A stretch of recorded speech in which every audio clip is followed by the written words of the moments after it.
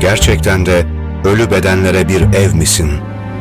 Yoksa iyi kurgulanmış bir sahne misin?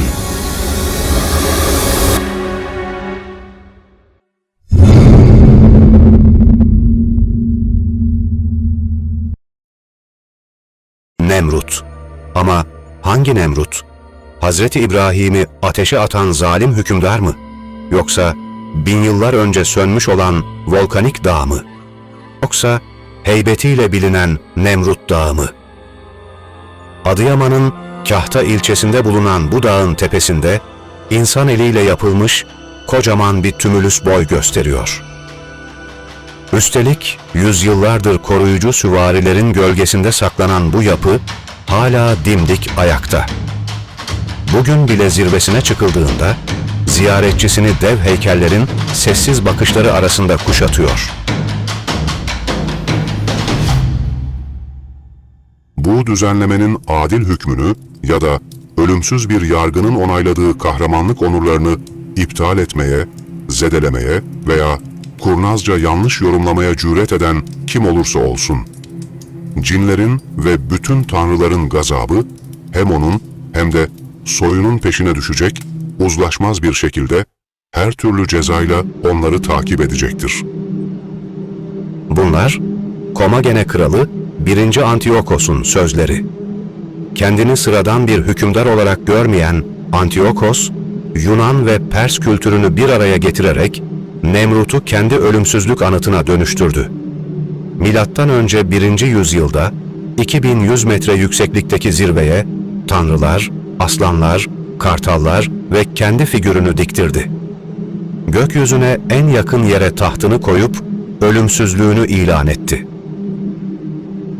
Ama zaman ne ona ne de Nemrut'a acımadı. Roma İmparatorluğu büyürken Nemrut unutulup da yüzyıllar boyunca rüzgar, kar, fırtına bu heykelleri parçalayınca Nemrut derin bir sessizliğe gömüldü. Ta ki o güne kadar. Tarih 1881 yılını gösterdiğinde Karl Sester adında bir Alman demiryolu mühendisi tesadüfen Nemrut'la buluşuyor. Gördükleri karşısında öyle şaşırıyor ki hemen raporlarında bu devasa heykellerden bahsediyor ve o zamana kadar sessiz kalan Nemrut bir anda ihtişamıyla tüm dünyayı sarsıyor. Bir yıl sonra arkeolog Otto Puchstein ile yeniden alana gelip keşiflerine başlıyorlar.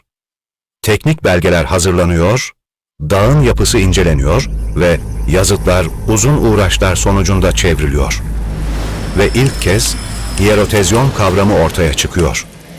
Yani kutsal mezar. Asıl dönüm noktası bir yıl sonrasını buluyor. Çünkü sahneye Osman Hamdi Bey çıkıyor. Onu sadece bir ressam ya da müze kurucusu olarak bilmek büyük haksızlık olur. Buradaki çalışmalarıyla Osman Hamdi Bey, Anadolu arkeolojisinin temellerini atan kişidir. 1800'lerin sonunda buraya geldiğinde heykelleri belgelemekle kalmayıp ilk sistemli kazıları da başlatan kişi oluyor. Daha da önemlisi, eserlerin korunması için bazı yasalar çıkmasında rol alıyor. Avrupa'nın gözünü diktiği bu heykeller, Osman Hamdi Bey sayesinde Anadolu'da, ata topraklarımızda kalıyor. Onun çabaları olmasaydı, belki bugün Nemrut'un dev taş başlarını yerinde değil, Avrupa müzelerinde görecektik. Yani Nemrut'un korunmuş olmasının ardında onun ileri görüşlülüğü ve cesareti yatıyor. 20. yüzyılda ise bu işin peşine bir başka isim düşüyor. Teresa Goel. Nemrut'a yıllarını veren bu Amerikalı arkeolog, mezar odasının yerini bulma ihtimaline en çok yaklaşan kişilerden biri olsa da, zor şartlarda yürüttüğü çalışmalar, Nemrut'un sadece bir dağ değil, dev bir bilmece olduğunu yeniden hatırlatıyor. Bu tümülüsün içinde gerçekten bir mezar odası var mıydı? Varsa neden hala bulunamadı? İşte Nemrut'un bilmecesi. Bu tümülüs sıradan bir tepe değil, yaklaşık 30.000 metreküplük kırma taş yığınından oluşuyor. Bu da şu demek, eğer klasik bir kazı yapılırsa taşlar aşağı doğru kayabilir. Bu da hem yapının çökmesine hem de heykellerin ciddi hasarlar almasına neden olabilir. Yani mezarı açmaya çalışmak, mezarı yok etmek anlamına gelebilir. Geçmişte bazı sondaj ve araştırma girişimleri olmuş olsa da bu müdahaleler yapı için riskli görüldü ve çalışmalar sınırlı kaldı. Zamanla yeraltı görüntüleme sistemleri ve radar araştırmalarıyla tümülüsün içinde boşluklar olabileceği ortaya çıktı. Fakat bunların kesin sınırları belirlenemedi. Kimi araştırmacılar bir mezar odasından şüphelenirken, kimileri taş yığınlarının görüntülemeyi yanıltabileceğini savundu. Yani elimizde kesin bir cevap yok. Belki içeride gerçekten bir oda var. Belki de Antiochos mezarını hiç kimsenin ulaşamayacağı kadar iyi sakladı. Hatta bedeninin hiçbir zaman buraya konulmadığını bile düşünmek mümkün. Tümülüs kadar zirvedeki heykeller ve kabartmalar da birer mesaj taşıyor. Doğu ve batı teraslarında simetrik yerleştirilmiş dev figürler, Antiochos'u, Zeus'u, Apollon'u, Herakles'i ve Komagene'yi temsil ediyor. İki uçta ise yeryüzündeki hakimiyeti temsil eden aslanlar ve göksel gücü simgeleyen kartallar nöbet tutuyor. Göğe yakın noktada tanrılarla oturan bir kral fikri, başlı başına güçlü bir ilan niteliğinde. Bu heykellerin oturduğu taş blokların bazılarının tonlarca ağırlıkta olduğu düşünülüyor. Yani gördüğümüz şey yalnızca sanatsal değil, mühendislik açısından da hayranlık uyandırıcı. Batı terasında bulunan ünlü aslan horoskopu ise Nemrut'un en dikkat çekici parçalarından biri. Üzerindeki yıldızlar, gezegen sembolleri ve hilal nedeniyle dünyanın bilinen en eski astrolojik tasvirlerinden biri olarak kabul ediliyor. Bazıları bunun Antiochos'un tahta çıkışını simgelediğini düşünür.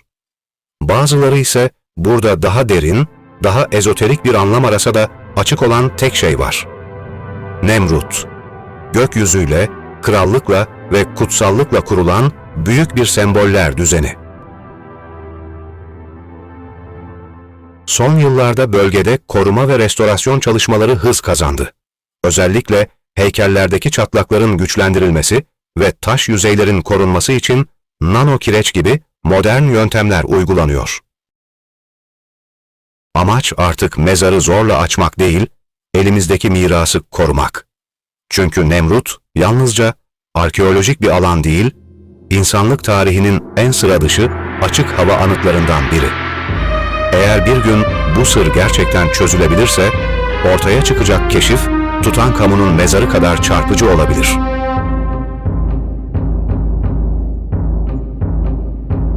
Bu, yalnızca Türkiye için değil, dünya arkeolojisi için de olağanüstü bir gelişme olacaktır.